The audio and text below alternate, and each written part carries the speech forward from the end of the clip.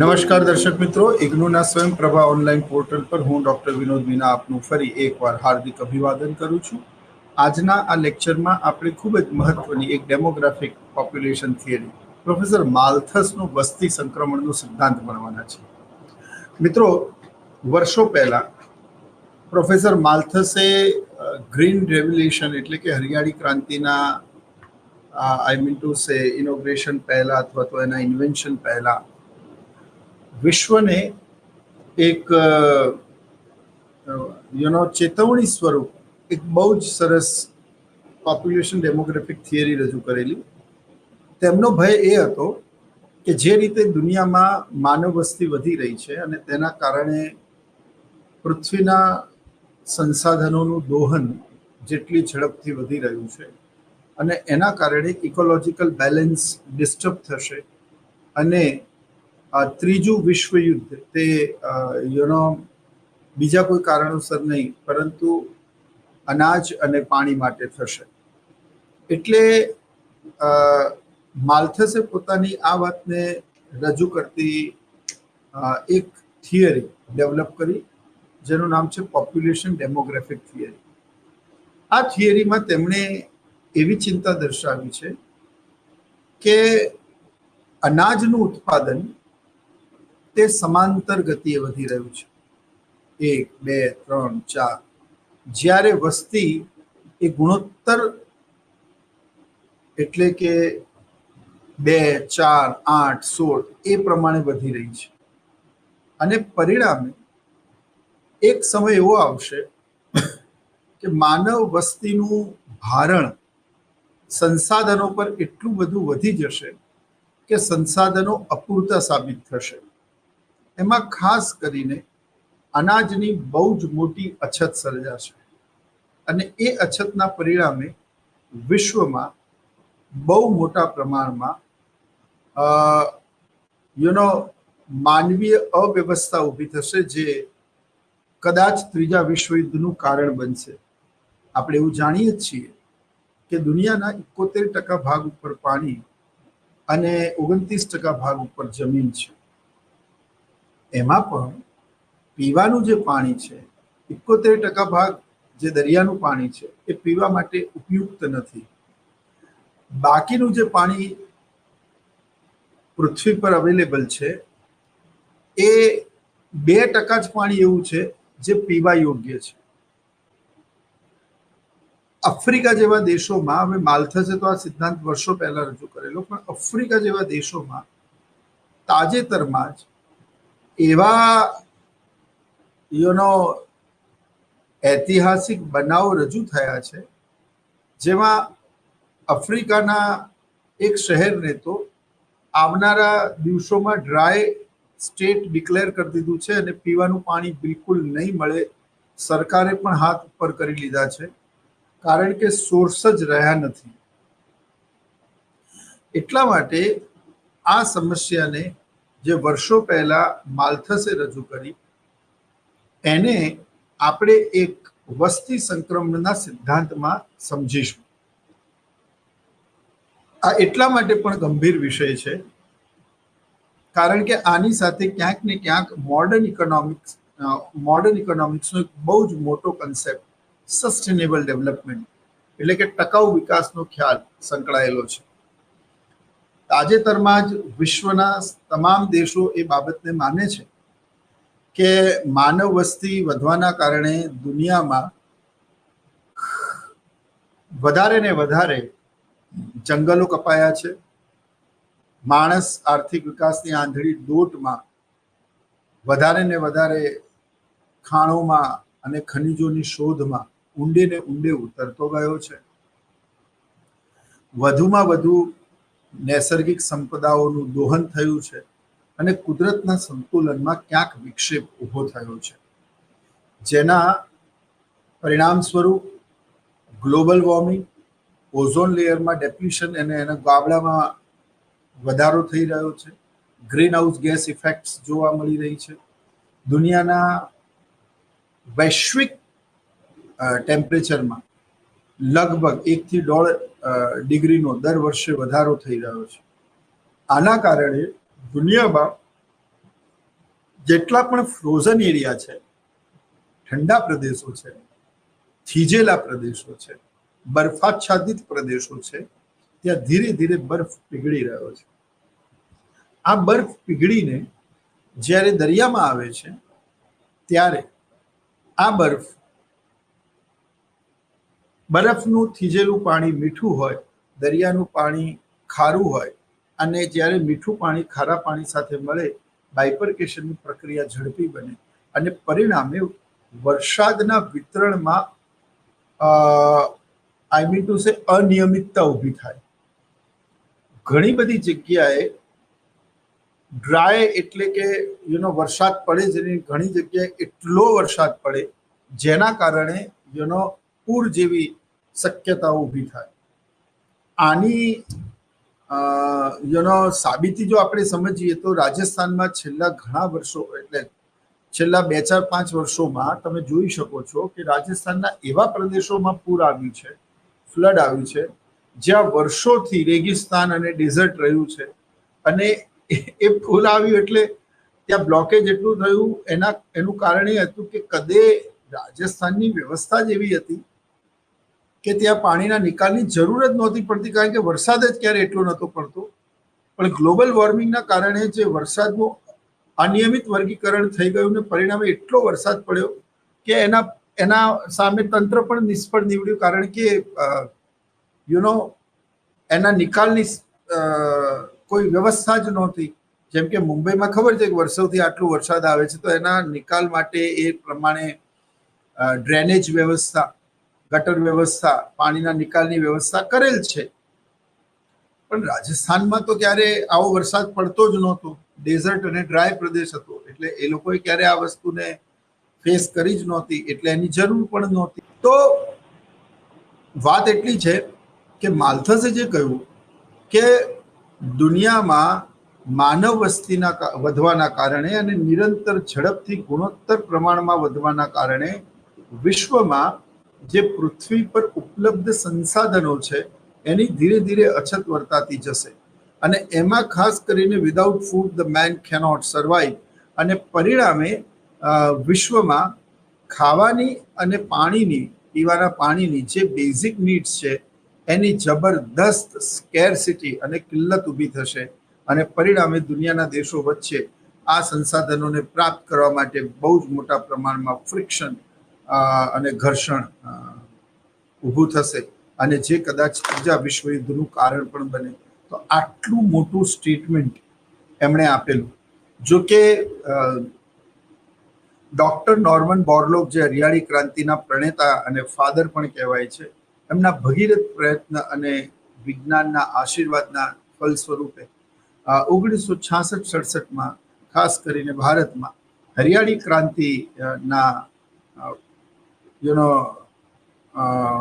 જે કંઈ પણ ફેક્ટર્સ છે એ ઇમ્પ્લિમેન્ટ થયા, અને પરિણામે ખેત ઉત્પાદકતામાં બહુ જ નોંધપાત્ર વધારો થયો. પરિણામે અનાજની અછત ઊભી થશે એવી જે એક ભીતિ હતી એમાંથી તો નીકળી શક્યા, પરંતુ હવે વિશ્વ બીજી હરિયાળી ક્રાંતિની જરૂરિયાતને અનુભવે છે, કારણ કે આર્થિક વિકાસની આંધળી દોટમાં ધીરે ધીરે તમે જોઈ શકો છો કે ખેડાણ લાયક જમીન, કલ્ટિવેશન એરિયા ઘટી રહ્યો છે. એક ઉદાહરણ તરીકે સમજીએ તો ભારતનું ખેડાણ એ જમીન એ ભારતની સરહદો પૂરતી મર્યાદિત છે, ફાઇન, એમાં કોઈ વધારો થવાનો નથી, એટલે કે જમીનનું પ્રમાણ વધારે છે. આઝાદીના અમૃત મહોત્સવ એટલે 75 વર્ષ કરતાં પણ વધારે વર્ષોથી આપણે એ જ જમીન પ્રદેશને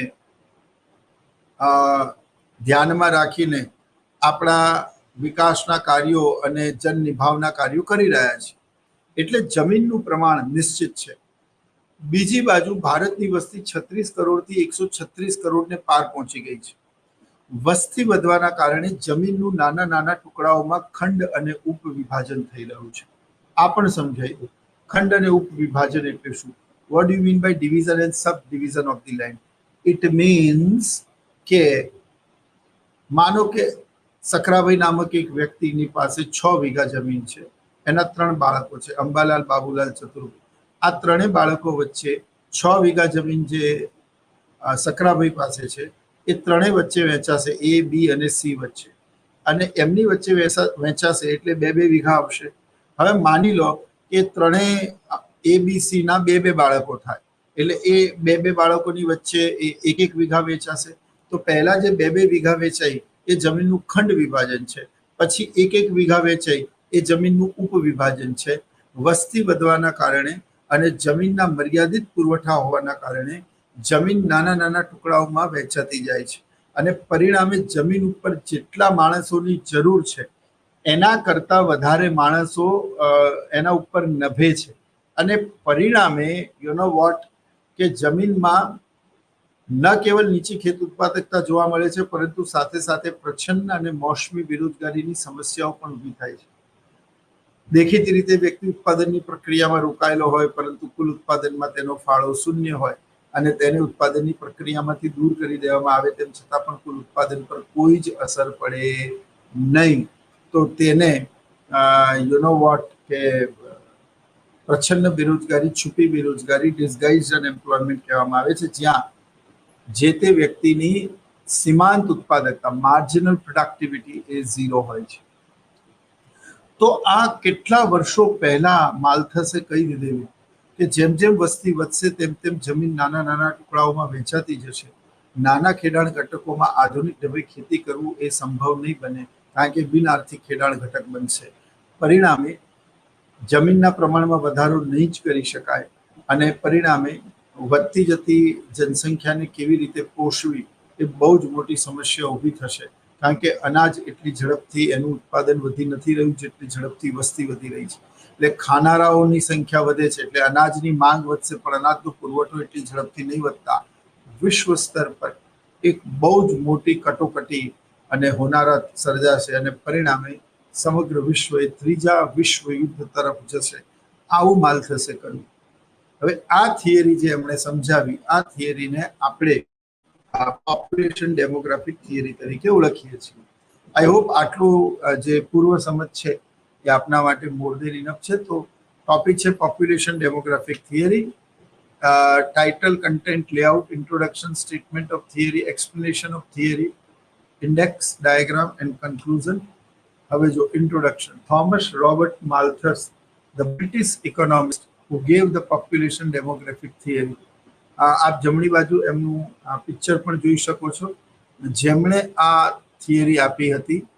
He mentioned his theory in his famous book An Essay on Principle of Population in 1798. એટલે 18મી સદીમાં એમણે આપેલી. જો કે એના ઘણા વર્ષો પછી રશિયાના ડોક્ટર નોર્મન બોરલોગે 2 બિયારણોને ભેગા કરીને એક સંકર બિયારણની જાત બનાવી, અને એના કારણે ખેત ઉત્પાદકતામાં નોંધપાત્ર વધારો થયો. તમે જાણો છો તેમ મેં તમને કહ્યું તેમ કે ખેડાણ હેઠળની જમીન ઘટી રહી છે. બાળપણમાં જે મેદાનમાં આપણે રમતા હતા ત્યાં હવે રેસિડેન્શિયલ ક્વાર્ટર, સોસાયટી અને કોમર્શિયલ કોમ્પ્લેક્સ બની ગયા છે. રોડ નીકળી રહ્યા છે, રેલવે ટ્રેક નીકળી રહ્યા છે, બ્રિજ બની રહ્યા છે. એમાં ઘણા બધા ખેડૂતોની જમીન કાપમાં જઈ રહી છે. ડેવલપમેન્ટ તો થઈ રહ્યો છે અનડાઉટેડલી, પરંતુ સાથે સાથે ખેડાણ લાયક જમીન ઘટી રહી છે. અને આ જ માટે, આ જ મુદ્દાને ધ્યાનમાં રાખીને માલ્થસે આ સમસ્યા રજૂ કરેલી. એમને ખબર હતી કે આ રીતે તો જે રીતે જમીનનું ખેડાણ ઘટક ઘટી રહ્યું છે, ખેડાણ લાયક જમીનનું પ્રમાણ ઘટી રહ્યું છે, એને જોતા તો જો આ રીતે જ ચાલતું રહ્યું, બીજી બાજુ વસ્તી ઝડપથી વધી રહી છે, અને ભારત અને ચીન તો દુનિયાની 1/3 પોપ્યુલેશન ધરાવે છે. તો એ સંદર્ભમાં તમે સમજો કે બહુ અઘરું છે, બહુ મુશ્કેલ છે સર્વાઈવ કરવું. નૈસર્ગિક સંપદાઓ ઉપર બહુ જ મોટા પ્રમાણમાં દબાણ રહેશે, અને એટલા જ માટે આ બાબતની ગંભીરતાને સમજતા આધુનિક અર્થશાસ્ત્રીઓએ, મેં કહ્યું તેમ, ટકાઉ વિકાસનો ખ્યાલ રજૂ કર્યો. અને તેમણે એવું કહ્યું કે ભવિષ્યની પેઢીની જરૂરિયાતોને અસર કર્યા વગર વર્તમાન પેઢીની જરૂરિયાતોને કાર્યક્ષમતાપૂર્વક સંતોષવી, આ પ્રક્રિયાને આપણે સંપોષિત વિકાસ કે ટકાઉ વિકાસ તરીકે ઓળખીએ છીએ. એટલે કે without affecting the needs of the present generation, I mean to say future generation, when we are satisfying the needs of the present generation efficiently, it is all about of sustainable development. તમારા જન્મ સમયે જે હવા, પાણી અને વાતાવરણની શુદ્ધતા તમને મળી, તેવી જ વાતાવરણ, પાણી અને હવાની શુદ્ધતા આપણે આવનારી પેઢી માટે મૂકીને જઈએ, એ બહુ મહત્વનું છે.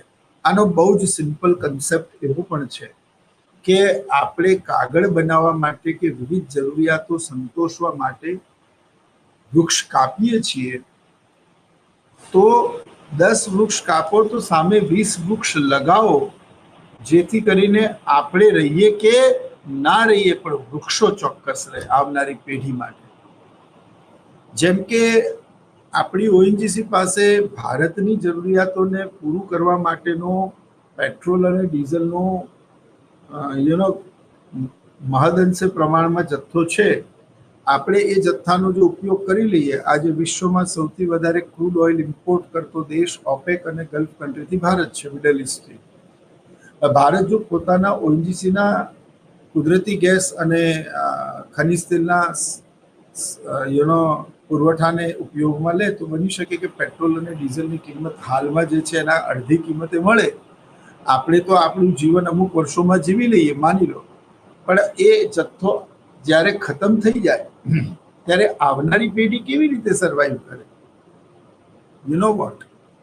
એટલે આપણે સંસાધનોને એ રીતે ઉપયોગમાં લેવાના કે જેથી કરીને આવનારી પેઢી માટે એની ઉણપ ન સર્જાય.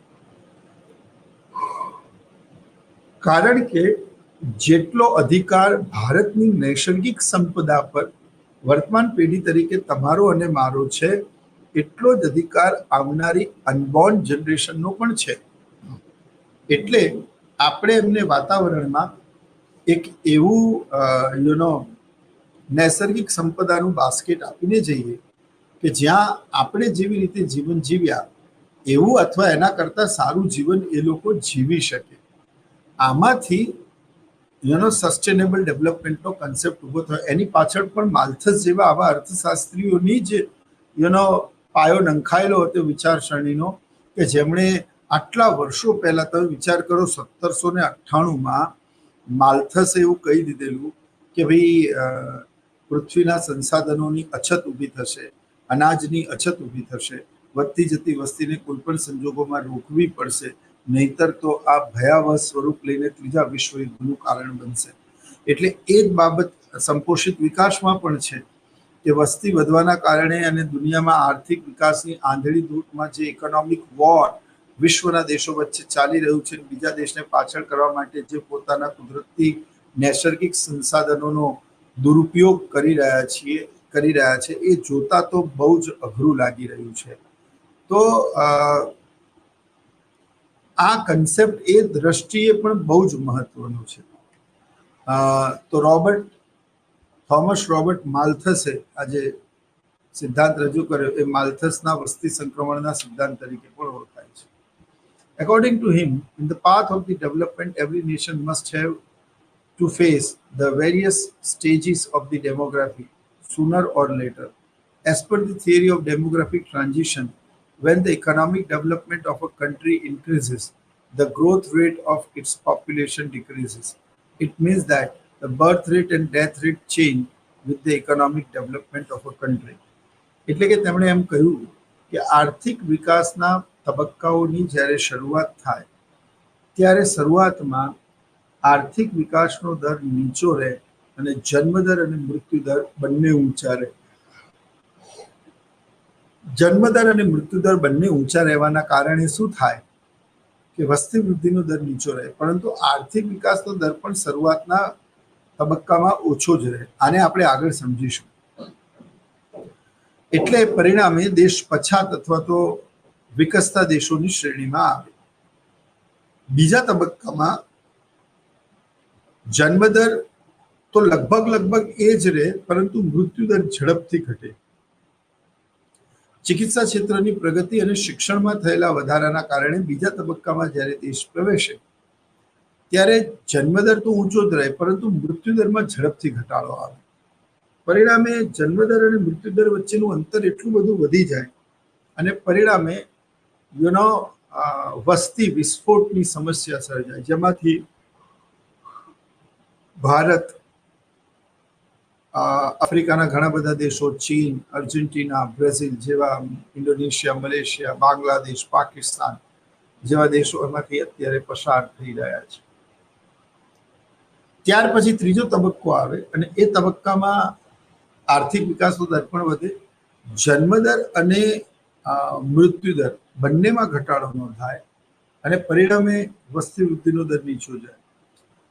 ભારત હવે આ ત્રીજા તબક્કામાં પ્રવેશવાની આરે છે, પરંતુ એ ક્યારે પ્રવેશશે તે હજી કશું નક્કી નથી. તો આ રીતે કોઈ પણ દેશે આર્થિક વિકાસની પ્રગતિના પથ પર શરૂઆત કરીને વિકસિત દેશોની શ્રેણીમાં પહોંચે ત્યાં સુધી એને 3 તબક્કામાંથી પસાર થવું પડે છે. એટલે આને વસ્તી સંક્રમણના 3 તબક્કાઓ પણ કહેવામાં આવે છે. તેમણે કહ્યું તેમ આ તબક્કાઓ કોઈ દેશ માટે આ તબક્કો વધારે કે ઓછો હોઈ શકે, એનો સમયગાળો છે. એનું બીજું મહત્વનું કારણ એ છે કે અર્થતંત્રની અંદર દરેક દેશની આર્થિક, સામાજિક, રાજકીય, ભૌગોલિક જે સંરચના છે એ અલગ અલગ છે. શિક્ષણનું પ્રમાણ, સામાજિક માળખું, સરકારની નીતિ, ત્યાંના લોકોની સ્કિલ, ટેકનોલોજીકલ પ્રગતિ, સરકારની ઔદ્યોગિક, વિદેશ, નાણાકીય, રાજકોષીય વગેરે નીતિ, ભૂપૃષ્ઠ, આબોહવા, આ બધી જ પરિસ્થિતિઓ દરેક દેશમાં અલગ અલગ હોય છે.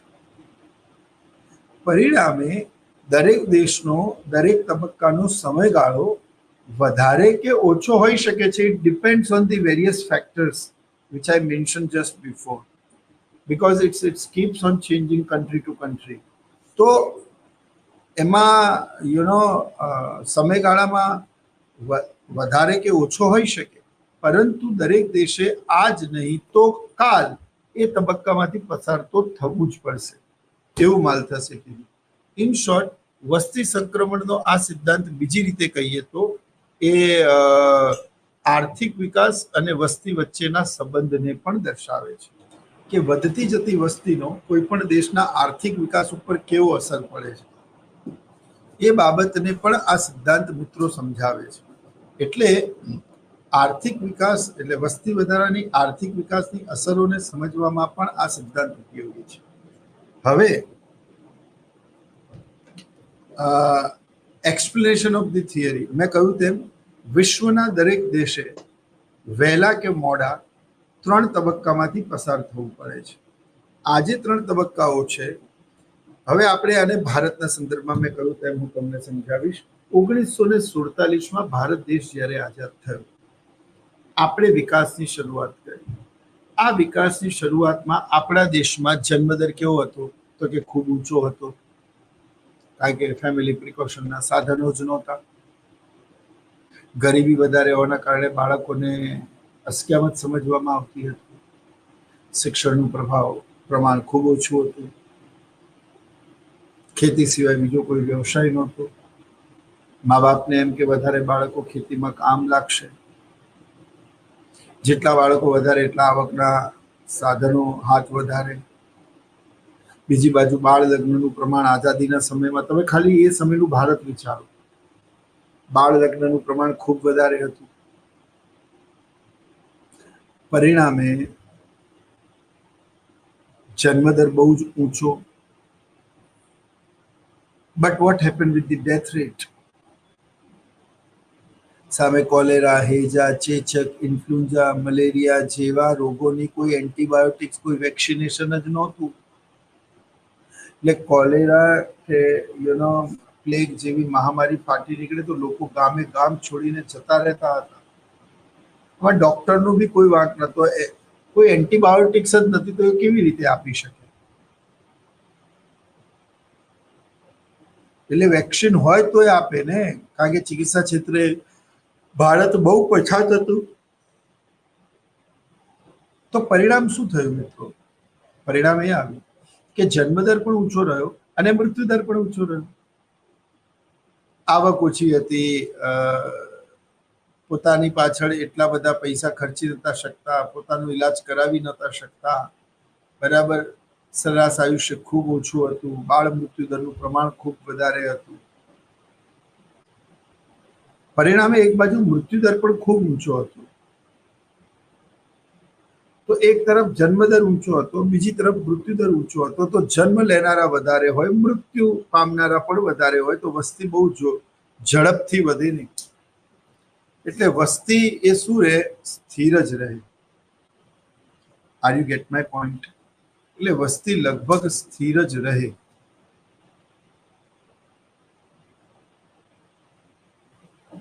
એટલા માટે કે અર્થતંત્રમાં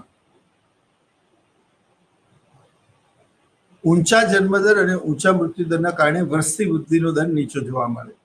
એટલે તમે જુઓ કે ભારત શરૂઆતમાં એ તબક્કામાં હતો. ભારતમાં જન્મ લેનારાઓની સંખ્યા વધારે હતી. ફરી એકવાર ગરીબી હોવાના કારણે બાળકોને અસ્ક્યામત સમજવામાં આવતું હતું. કુટુંબ નિયોજનના સાધનો એ સમયમાં હતા જ નહીં. અને ત્રીજું, બાળકોને ભગવાનનું રૂપ માનવામાં આવતું હતું. શિક્ષણનું પ્રમાણ ખૂબ ઓછું હતું. બાળ મૃત્યુદરના કારણે એ રિસ્ક ફેક્ટર રહેતું કે ભાઈ અમારી પાસે મેલ ચાઇલ્ડ નહીં રહે, એટલે બાળકોની સંખ્યા વધારે રાખવામાં આવતી હતી. બાળ લગ્ન ખૂબ મોટા પ્રમાણમાં થતા હતા. લોકો સંયુક્ત કુટુંબ પ્રથામાં રહેતા હતા. આ બધા કારણોસર જન્મદર ઊંચો જ રહ્યો. બીજી બાજુ ચિકિત્સા ક્ષેત્રે કોઈ પણ પ્રકારની એ સમયમાં પ્રગતિ નહોતી. વાહન વ્યવહાર નહોતા, સંદેશા વ્યવહાર નહોતા. લોકોને હોસ્પિટલ બહુ દૂર હતા. લોકોને ત્યાં લઈ જવા, એમનું ઈલાજ કરાવવાનું લોકો પાસે પૈસા નહોતા. ઘણીવાર પૈસા હતા તો સંસાધન નહોતા. હોસ્પિટલ બહુ દૂર હતા તો એમની પાસે એ સુવિધાઓ નહોતી કે એ ક્રિટિકલ ઓપરેશન કરી શકે અને માનવ જાતને બચાવી શકે. એટલે એક બાજુ જન્મદર ખૂબ ઊંચો, બીજી બાજુ મૃત્યુદર ખૂબ ઊંચો. પરિણામે વસ્તી વૃદ્ધિનો દર નીચો રહ્યો. તો શરૂઆતના તબક્કામાં વસ્તી વૃદ્ધિનો દર નીચો હોવાનું કારણ આ જ છે કે જન્મદર પણ ઊંચો હતો, પણ સામે મૃત્યુદર પણ ઊંચો હતો. જેમ કે જન્મદર ખૂબ વધારે હોય, પણ કોરોના જેવી ઘટનાના કારણે મરનારાઓની સંખ્યા પણ વધી જાય સામે, તો એ વર્ષ દરમિયાન વસ્તી વૃદ્ધિનો દર થોડોક નીચો રહ્યો વિશ્વના દેશોની. એટલે એવું કહેવાય છે કે જ્યારે આપણે એ જ બેઝ ઉપર આ થિયરી ભણી રહ્યા છીએ કે માનવી એ કુદરતનું બાળક છે અને કુદરતના ખોળામાં સાનિધ્યમાં ઉછરીને જ એને મોટા થવાનું હોય છે. પરંતુ આર્થિક વિકાસની આંધળી દોટમાં માનવી કુદરતનું બાળક ન રહેતા કુદરત પર તેની સ્વામિત્વ પામવાની ભાવના વધતી જાય છે. પરિણામે શું થાય છે કે પરિણામે તે જંગલોને વધારે ને વધારે કાપતો જાય છે. એક ખાણોના અને ખનિજોની શોધમાં ઊંડે ને ઊંડું ઉતરતો જાય છે. તે કુદરતના સંતુલનમાં ક્યાંક વિક્ષેપ ઊભો કરે છે અને તેને કુદરત પોતાની રીતે રિબેલેન્સ કરવાનું કામ કરે છે. પણ તે સંદર્ભમાં કુદરતનું નગ્ન તાંડવ, અતિવૃષ્ટિ, અનાવૃષ્ટિ અને બીજા સુનામી અથવા તો ગ્લોબલ વોર્મિંગના સંદર્ભમાં માનવ જાતિ ભોગવવું પડે છે. ઘણા તજજ્ઞો એવું માને છે કે આ બીજું કંઈ નહીં પરંતુ કુદરત પોતાની રીતે જે રિબેલેન્સ કરે છે. એક થિયરી તો એવી પણ આવી કે દર 100 વર્ષે આવી મહામારી આવશે અને જે માનવી અને પર્યાવરણીય પરિબળોને ઇકોલોજીકલ બેલેન્સ મેન્ટેન કરવા માટે ઘણા લોકો મૃત્યુ પામશે અને પરિણામે પૃથ્વીનું જે બેલેન્સ છે એ કુદરત પોતાની રીતે મેનેજ કરશે. એટલે આવી પણ એક ઇન્ટરેસ્ટિંગ થિયરી છે કે સાયન્સની આટલી બધી પ્રગતિ થવા છતાં પણ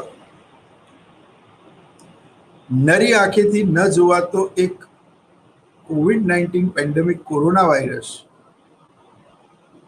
આખા વિશ્વને ધમરોળી ગયું, હચમચાવી ગયું. કેટલીય જિંદગીઓ અને કેટલાય વ્યક્તિઓએ પોતાના પ્રાણ ગુમાવ્યા.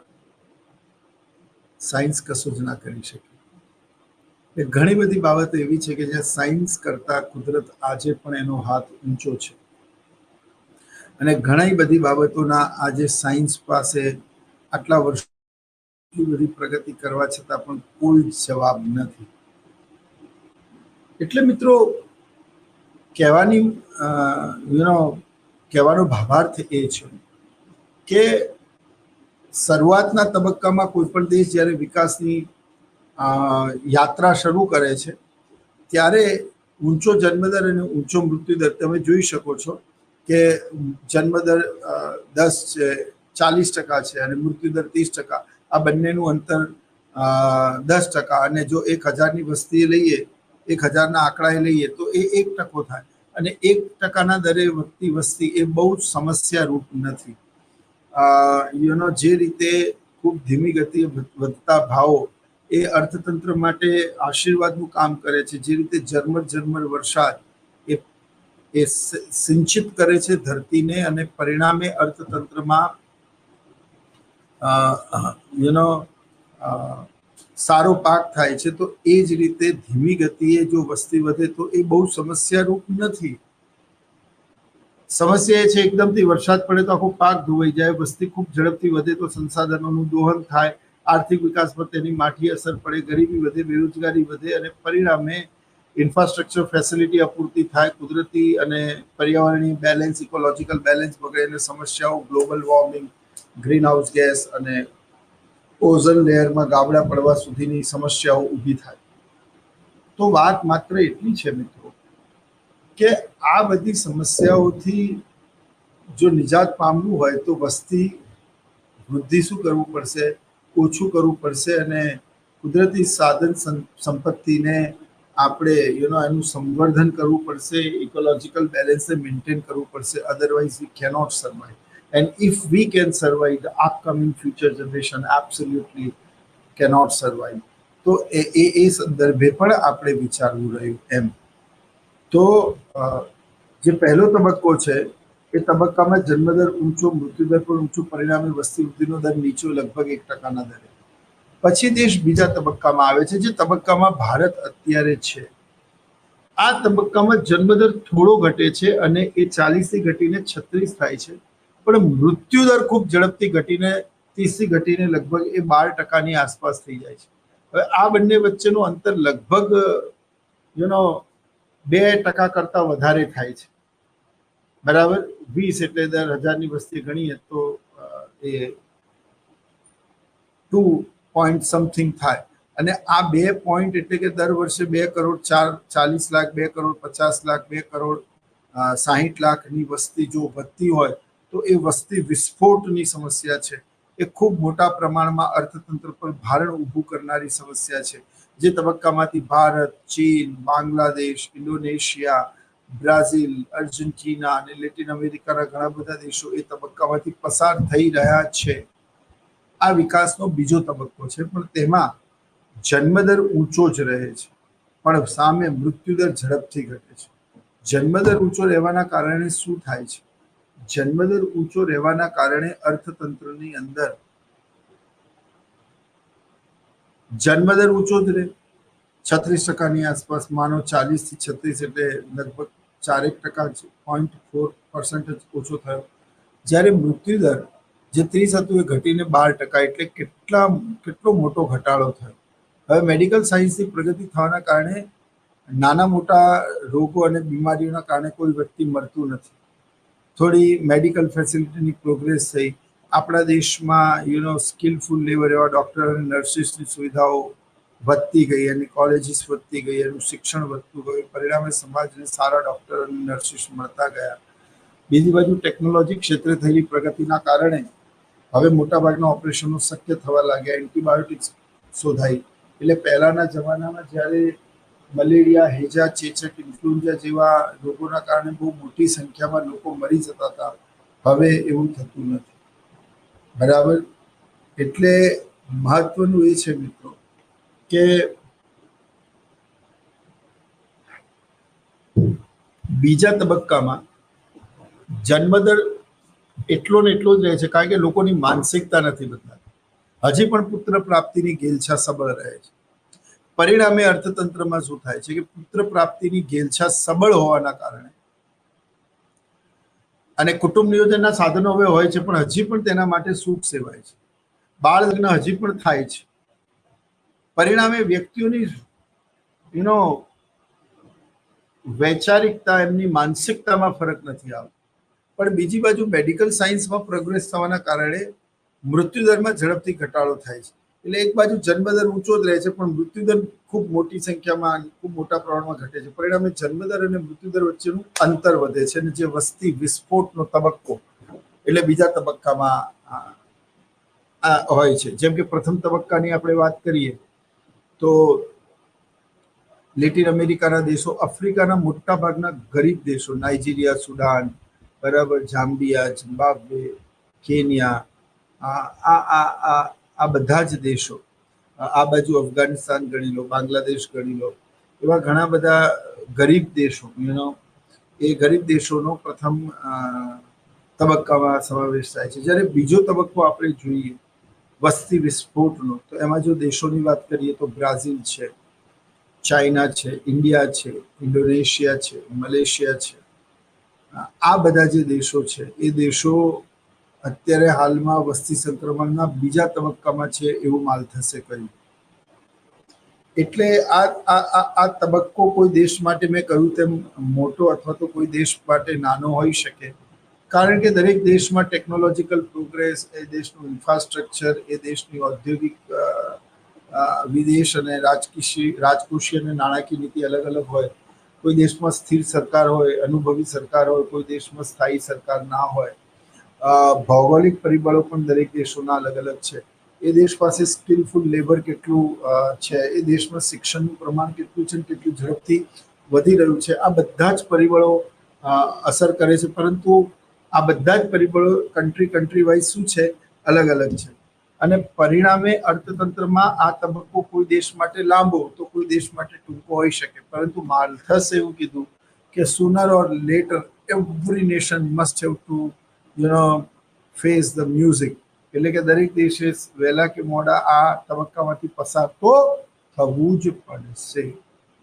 એટલે ખાસ કરીને ભારત, ચીન અને બ્રાઝિલ જેવા દેશો આ બીજા તબક્કામાંથી પસાર થઈ રહ્યા છે, જ્યાં જન્મદર અને મૃત્યુદરનું અંતર જે છે એ લગભગ 2%, 2.5%ની આસપાસ છે. હવે જ્યારે ત્રીજો તબક્કો આવે છે તો સમજો, ત્રીજા તબક્કામાં મિત્રો ખૂબ ઝડપથી જન્મદર ઘટે છે. America, France, Germany, Norway, Sweden, Ukraine, even આ જે બધા દેશો છે, Australia, Canada, America, New Zealand, Japan, બરાબર, જે નોન યુરોપિયન નેશન્સ છે, આ બધા જ દેશોમાં જન્મદર હવે ઝડપથી ઘટે છે. હવે શિક્ષણ વધવાના કારણે મહિલાઓ કામ કરતી થાય છે. મહિલાઓ કામ કરતી થાય છે તો વુમન એમ્પાવરમેન્ટ વધે છે. એ વધારે બાળકોને સાચવી શકતી નથી, કારણ કે એને જોબ પણ સાચવવાનું છે, ઘર પણ સાચવવાનું છે. એટલે એ બહુ બેલેન્સ નહીં કરી શકે એવું એને ખબર છે. પહેલાં તો સ્ત્રીને બાળકો પેદા કરવાનું મશીન જ સમજવામાં આવતું હતું, અને એમાં એ લોકોનો વોઇસ એટલો પણ નહોતો, કારણ કે એ લોકો ઇન્ડિપેન્ડન્ટ નહોતું. પણ હવેની સ્ત્રીઓ એ ઇન્ડિપેન્ડન્ટ થાય છે, એ લોકો જોબ કરે છે. પરિણામે એ લોકો બાળકોની સંખ્યા જો વધારે રાખે તો એ લોકોની પ્રોફેશનલ લાઈફમાં ક્યાંક પ્રોબ્લેમ ઊભા થાય. એટલે શું થાય છે કે Norway, Sweden, Japan, Canada, France, Britain, even America, Australia, આ બધા જે દેશો છે મિત્રો, આ બધા જ દેશોમાં થાય છે એવું કે જન્મદર ઘટે છે. એનું પહેલું કારણ મહિલા સશક્તિકરણ, બીજું કારણ પુત્ર પુત્રી વચ્ચે ભેદ ઓછો થવો, ત્રીજું કારણ શિક્ષણમાં વધારો થવો, ચોથું કારણ કુટુંબ નિયોજનના સાધનોનો સભાનપણે ઉપયોગ કરવો. એક વધારાનું બાળક પોતાના અને દેશ માટે અને સમાજ માટે કઈ રીતે બર્ડન ઊભું કરશે એની સમજ એ લોકોમાં કેળવાવા લાગે છે, અને પરિણામે સંયુક્ત કુટુંબ પ્રથા તૂટતી જાય છે. ન્યુક્લિયર ફેમિલી એક્ઝિસ્ટિંગ થવા લાગે છે. લોકો ગામડાઓ છોડીને શહેરોમાં આવતા થાય છે, અને પરિણામે અર્થતંત્રમાં ન્યુક્લિયર ફેમિલી એટલે કે વ્યક્તિગત એકલવાયુ જીવન. હવે એવામાં હસબન્ડ વાઈફ અને બાળક, તો એ બાળક ઉપર 24/7 એ લોકો નજર રાખવી પડે. એટલે હજી પણ ઘણા બધા લોકો જોઈન્ટ ફેમિલી પ્રિફર કરે છે કે જેમાં ઘરડા મા બાપનો અને દાદા દાદીનો બાળકને એનો એ લાભ મળે, એનો બહુ જ સારી રીતે લાગણીશીલ ઉછેર થાય અને એ બાળકોને સાચવે ત્યાં સુધી ઘરની જુવાન સ્ત્રીઓ એ જમવાનું બનાવે, એ લોકો બાળકોને ઘરેથી સ્કૂલથી ઘરે લાવવા લઈ જવાનું કામ કરે, તો એ પણ એક બહુ મહત્વની ભૂમિકા છે. એટલે શું થાય કે જોઈન્ટ ફેમિલી તૂટવા લાગે, ન્યુક્લિયર ફેમિલી, કારણ કે મોડર્ન એરામાં જોઈન્ટ ફેમિલીમાં રહેનારા લોકો બહુ ઓછા હોય છે અને પરિણામે શું થાય છે કે અર્થતંત્રમાં જન્મદર ઝડપથી ઘટે છે. હવે બાળ મૃત્યુદર પહેલા જેવા થતા નથી, બહુ સ્ટ્રિક્ટ કાયદા આવી જાય છે, એ જ ડિસાઇડ કરી દેવામાં આવે છે અને આટલા મોટા લગ્નના પ્રસંગમાં કોઈ વ્યક્તિ ગુમનામ ચિઠ્ઠી અને કોઈ ગુમનામ કોલ પણ કરી દે તો પોલીસ કાર્યવાહી થાય બધા ઉપર. અને એટલા જ માટે યુ નો વોટ કે બાળ લગ્નનું પ્રમાણ ઝડપથી ઘટ્યું છે. તો હવે બાળકોને જવાબદારી નહીં પરંતુ અસ્ક્યામત નહીં પરંતુ જવાબદારી સમજવામાં આવે છે અને જવાબદારી વધારે હોવાના કારણે બાળકોની સંખ્યા લોકો ઓછી રાખે છે. પરિણામે જન્મદર તો ઝડપથી ઘટે છે, પણ સામે મૃત્યુદરમાં જે પરિસ્થિતિ આજે ભારતની છે મેડિકલ સાયન્સમાં, આવનારા 15-20 વર્ષ પછી એબ્સોલ્યુટલી એ પરિસ્થિતિ અલગ હશે. જે રીતે મેડિકલ સાયન્સ અને મેડિકલના કોલેજીસ ખુલી રહ્યા છે, જે રીતે સરકાર પ્રમોટ કરી રહી છે, જે રીતે ડિમાન્ડ પણ વધી રહી છે, જે રીતે આવનારા સમયમાં ચેલેન્જીસ વધી રહ્યા છે, તો આ બધી સંખ્યાના કારણે મૃત્યુદર ઝડપથી ઘટે છે. અને મૃત્યુદર ઝડપથી ઘટે છે તો અર્થતંત્રની અંદર મરનારાઓની સંખ્યા ઓછી હોય અને જન્મ લેનારની સંખ્યા વધારે હોય તો શું થાય? તો એ જ બાબત એટલે વસ્તી વિસ્ફોટમાં પરિણમે. હવે ત્રીજો તબક્કો જે છે ને એમાં જન્મદર 36થી ઘટીને 18 પણ મૃત્યુદર 12થી ઘટીને 8 થાય છે. પરિણામે અર્થતંત્રની અંદર ફરી 18 અને 8નું અંતર એ 10નું છે. દરેક 1000ની સંખ્યાએ લઈએ તો 1% થાય અને પરિણામે 1%ના દરે વધતી વસ્તી બહુ સમસ્યારૂપ નથી. ફાઇન. હવે એ સમસ્યારૂપ નથી. ત્રીજા તબક્કામાં જ્યારે કોઈ પણ દેશ પ્રવેશે છે ત્યારે તે આર્થિક વિકાસની ઉચ્ચ સપાટીને પ્રાપ્ત કરવા માટે પ્રયત્નશીલ બને, મૃત્યુદર પણ ઘટે છે. પરિણામે જે લાખોની સંખ્યામાં લોકો મરી જતા હતા એને કંઈક 1000માં લાવી શકાયા છે. લેઝર ઓપરેશન થાય છે અને અમેરિકામાં બેઠેલા ડૉક્ટર અહીંયાના ઓપરેશન થિયેટરને કનેક્ટ કરે છે અને અહીંયાથી પેશન્ટને અમેરિકા લાવવા લઈ જવા, ત્યાં બેડ પર રાખવું બહુ કોસ્ટેડ હોય છે. તો એનો ઈલાજ અહીંયા થઈ શકે છે. બોલો, મેડિકલ સાયન્સે આટલી બધી પ્રગતિ કરી લીધી છે. હવે અર્થતંત્રની અંદર વોટ કે જ્યારે ત્રીજા તબક્કામાં કોઈ પણ દેશ પ્રવેશે છે ત્યારે તે આફ્રિકાનો કોઈ દેશ હોઈ શકે, તે લેટિન અમેરિકાનો કોઈ દેશ હોઈ શકે, તે ભારત એશિયાનો કોઈ દેશ હોઈ શકે, બરાબર. તો એ જે તબક્કો છે 36થી 12નો એ વસ્તી વિસ્ફોટનો તબક્કો છે. ફાઇન. અને હવે છેલ્લો low birth rate and low death rate.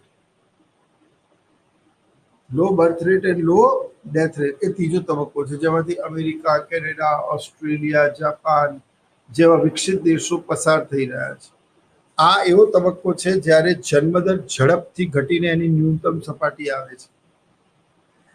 એટલે આપણે બીજા તબક્કામાં જોયું કે જન્મદર ઊંચો હતો પરંતુ તે ઝડપથી ઘટે છે અને ઝડપથી ઘટવાનું રીઝન એ છે કે લોકોમાં શિક્ષણનું પ્રમાણ વધે છે. લોકોની આવક વધવાના કારણે પોતાની જરૂરિયાતને સારી રીતે સંતોષી શકાય તેવા કપડાં પહેરે છે.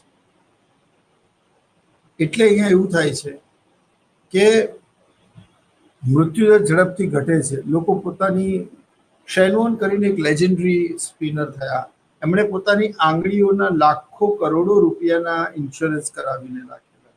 Can you believe this? લાખો કરોડોના તો પ્રશ્ન એવો છે મિત્રો કે જે ત્રીજો તબક્કો છે, low birth rate and low death rate, એ 18 અને 20 નો 18 અને 8 નો ડિફરન્સ છે. એટલે લગભગ 10%. દર 1000ની વસ્તી ગણીએ તો 1%, અને 1%ના દરે વધતા ભાવ અર્થતંત્ર માટે બહુ સમસ્યારૂપ નથી. બરાબર. આ બાબત જે પહેલો સ્ટેજ, બીજો સ્ટેજ, ત્રીજો સ્ટેજ તમે ભણ્યા, બરાબર. પહેલા સ્ટેજમાં high birth rate and high death rate, બરાબર. બીજામાં high birth rate but low death rate, અને ત્રીજામાં low birth rate and low death rate. તો આ તમારા 3 તબક્કાઓ થયા. આ બાબતને આપણે એક આકૃતિ સહિત સમજીએ. જો મિત્રો બહુ ધ્યાનથી. પહેલા તબક્કામાં જન્મદર 40 હતો અને મૃત્યુદર 30 હતો. પરિણામે 10%નો ફરક, જે 1000ની વસ્તી લેતા 1%. આવું મેં તમને સમજાવી દીધું છે અગાઉ. બીજા તબક્કામાં પ્રવેશે ત્યારે જન્મદર તો થોડોક જ ઘટે, પણ મૃત્યુદરમાં ધરખમ વધારો આવે, કારણ કે પહેલા કરતા હવે પીવાનું સ્વચ્છ પાણી મળે, રોડ મળે, રસ્તા મળે, વીજળી મળે, બેન્કિંગ મળે, બરાબર. પરિણામે 36 અને 14 વચ્ચેનો ડિફરન્સ કેટલો? તો કે 24, તો 2.4. એટલે ભારતમાં દર વર્ષે 2 થી 2.5 કરોડ વ્યક્તિઓનો વધારો થઈ રહ્યો છે. ત્રીજું સ્ટેજ આવે ત્યારે જન્મદર 18 અને મૃત્યુદર 20નો થાય. પરિણામે 1%ના દરે વસ્તી વધે. આ બહુ સમસ્યારૂપ નથી. આ બાબતને આપણે જોઈએ કે નીચેની આકૃતિમાં કેવું સરસ રીતે દર્શાવેલું છે, બરાબર. હવે જો શરૂઆતમાં 40 અને 30, એટલે કે જન્મદર પણ ઊંચો, મૃત્યુદર પણ ઊંચો. પરિણામે વસ્તી વધારાનો દર નીચો છે. જો મેં લખેલું છે, લો પોપ્યુલેશન ગ્રોથ રેટ 1%. હવે બીજા તબક્કામાં જોઈએ તો બીજા તબક્કામાં તમે જોઈ શકો છો કે જન્મદર 40 થી ઘટીને 36 થયું, પણ મૃત્યુદર ઝડપથી ઘટીને એના કરતા મૃત્યુદરની વાસ્તવિકતા એ છે. હવે જો બીજા તબક્કામાં તમે જો કે જન્મદર કેટલો છે 36 અને મૃત્યુદર કેટલો છે 12, તો આ બંને વચ્ચે લગભગ 2.4 નું વસ્તી વૃદ્ધિનો દર લઈને બેઠો છું. તો વસ્તી વૃદ્ધિના દરમાં બીજો તબક્કો તો વસ્તી વિસ્ફોટનો છે. ભારત, ચીન, બાંગ્લાદેશ, ઇન્ડોનેશિયા, મલેશિયા, આ બધા દેશો આ તબક્કામાંથી પસાર થઈ રહ્યા છે, બરાબર. હવે આ તબક્કો કેટલો લાંબો હશે ને કેટલો નહીં હોય એનો આધાર જે તે દેશના આર્થિક પરિબળો ઉપર, એની ચોઈસ, લાઇકિંગ, ડિસલાઇકિંગ અને ઘણી બધી બીજી બાબતો પર અસર કરે છે. હવે જે ત્રીજો તબક્કો આવે છે મિત્રો, એ જે ત્રીજો તબક્કો છે એ તબક્કો વિશ્વના કોઈ પણ દેશ માટે ખૂબ જ શર્મજનક બાબત છે. એનું કારણ એ છે કે જો તમે એટલું પણ નહીં સમજો અને નહીં બોલો તો બહુ મોટી સમસ્યા થઈ જશે. ફરી એકવાર કહું, આઝાદીના સમયમાં આંખો બંધ કરો અને ભારતનું આઝાદી સમયનું ભારત વિચારો. આઝાદી સમયમાં ભારતમાં જન્મદર ઊંચો હતો, મૃત્યુદર પણ નીચો હતો. પરિણામે વસ્તી વૃદ્ધિની દર માત્ર 1% હતો. બીજા તબક્કામાં જન્મદર શું થયો? સહેજ જ ઘટ્યો, પણ મૃત્યુદરમાં ખૂબ ઝડપથી ઘટાડો થયો. પરિણામે શું થાય? વસ્તી વિસ્ફોટ થાય. જન્મ લેનારા વધારે અને મૃત્યુ પામનારા ઓછા થાય. પરિણામે ખૂબ જ આશાઓ લઈને હું સ્વામી વિવેકાનંદ, એટલે ખૂબ જ અપેક્ષાઓ લઈને તમે જ્યારે બર્થ રેટ અને ડેથ રેટને મેનેજ કરવાના પ્રયત્નો કરો છો, ત્યારે એમાં ત્રીજા તબક્કામાં જ્યારે કોઈ દેશ આવે છે, તમે જોઈ શકો છો કે ઉપરની લાઈન એ બર્થ રેટ છે, નીચેની લાઈન ડેથ રેટ છે. એટલે 18 અને 8 મેં એક બાબતને અનુસૂચિને આકૃતિમાં દર્શાવી છે, બરાબર. 18 અને 8 એટલે અહીંયા 10% થાય. એટલે 1000ની વસ્તી એ 10%ના વ્યક્તિને હવે અહીંયા માલ્થસે છે ને હરિયાળી ક્રાંતિના ઘટકો અને કમ્પોનન્ટ્સની ચર્ચા નહોતી કરી, કારણ કે એને નથી ખબર કે એવી સંકર બિયારણ આપશે કે જેની અંદર 1 હેક્ટરમાં 500 કિલો ઘઉં થતા હતા, એની જગ્યાએ 1000 તો ઘઉં થવા લાગશે. પરિણામે શું થશે? અર્થતંત્રની અંદર ત્રીજા તબક્કામાં દેશ અર્થતંત્ર સ્ટેબલ બનશે. ઓસ્ટ્રેલિયા, નેધરલેન્ડ, કેવી આ બધા જ દેશો કે જે દેશો ખૂબ જ વિકસિત છે, અમેરિકા, કેનેડા, જાપાન, યુક્રેન, જો કે યુક્રેનની હાલત અત્યારે વોર અને વોરલાઇક સિચ્યુએશન બહુ ખરાબ છે, પણ આર્થિક રીતે દેશ ઘણો આગળ પડતો છે.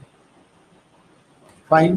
તો આ 3 તબક્કા. હવે આ 3 તબક્કા person to person, nation to nation અલગ અલગ હોઈ શકે છે. એમાં ક્યારેય બી એક નહીં આવે. બરાબર? તું ખાલી એને સમજવાનો પ્રયત્ન કરો.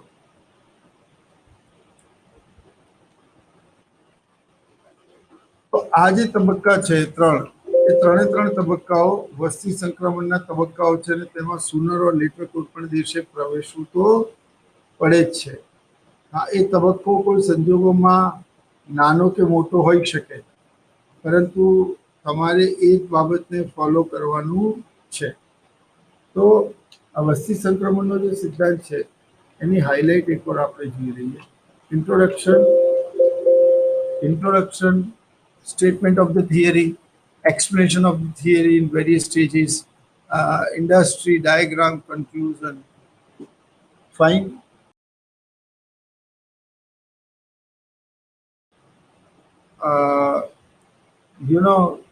કે ભારતના નૈસર્ગિક સંપદાઓનો તમે જેટલો ઉપયોગ કરો છો એટલી વેપારી પેઢીઓને પણ તેની જવાબદારી, અને બીજા સમાજમાં રહેતા લોકોને પણ એ વ્યક્તિગત રીતે અપીલ છે કે તે સંસાધનોની સમીક્ષા કરે અને એનો બચાવ કરે. તો statement of the theory, explanation of the theory, તને એક્સપ્લેનેશન ઓફ ધ થિયરી આગળ પણ ભણાવી, પાછળ પણ ભણાવી. ઇન્ડેક્સ, બરાબર, diagram. Fine. So these are the format of the question, main point. પછી થોમસ રોબર્ટ માલ્થસ, બરાબર, બ્રિટિશ ઇકોનોમિસ્ટ, એણે જે કહ્યું તે બાબત. પછી in the path of the development every nation must have to pass or faces such type of the various stages of the demographic sooner or later. એટલે દરેક દેશે આમાંથી આથી તો કાલે પસાર તો થવાનું જ છે એવું એમણે કહ્યું. એટલે આ તબક્કો કોઈ દેશ માટે વહેલા કે મોડા હોઈ શકે, પણ એને પ્રવેશવું તો પડશે જ, અને ત્યારે આર્થિક વિકાસનો દર નીચો રહેશે. પછી જે વિકસિત દેશો છે એ દેશોમાં બાળકોની સંખ્યા ઓછી રાખવામાં આવશે, બાળ મૃત્યુદર ઓછું હશે, ગરીબી ઓછી હશે. બરાબર. પરિણામે શું થાય કે જન્મદર ઝડપથી ઘટે છે, પણ ઇટ્સ અ ગ્રેજ્યુઅલ પ્રોસેસ. એક બે વ્યક્તિને કરવાથી ના થાય. બરાબર. એટલે as per the theory of economic transition, when the economic development of a country increases, the growth rate of its population decreases. It means that birth rate and the death rate change with the economic development of a nation. Fine. તો આ statement of the theory થયું. એના 3 તબક્કા છે: ઊંચો જન્મદર અને નીચો મૃત્યુદર, ઊંચો જન્મદર અને નીચો મૃત્યુદર, નીચો જન્મદર અને નીચો મૃત્યુદર. આફ્રિકા અને લેટિન અમેરિકાના ઘણા બધા દેશો, પેરુ, પછી ઉરુગ્વે, બીજી બાજુ Zambia, Nigeria, Sudan, Uganda, Kenya, આવા બધા અત્યંત ગરીબ દેશો. બરાબર. આ બધા દેશો અલ્પ વિકાસ બરાબર ના કારણે એફિશિયન્ટ નથી. તો આ વેરિયસ સ્ટેજીસ સમજાવવાના. આ બધા દેશો પ્રથમ તબક્કામાં છે. બીજા તબક્કામાં ભારત, જર્મની, બરાબર. બીજા તબક્કામાં સેકન્ડ સ્ટેજમાં ભારત છે, બાંગ્લાદેશ છે, ઇન્ડોનેશિયા છે, પછી ચીન છે, આ બધા દેશો અતિવસ્તી ધરાવતા દેશો છે, ઇવન પાકિસ્તાન પણ છે.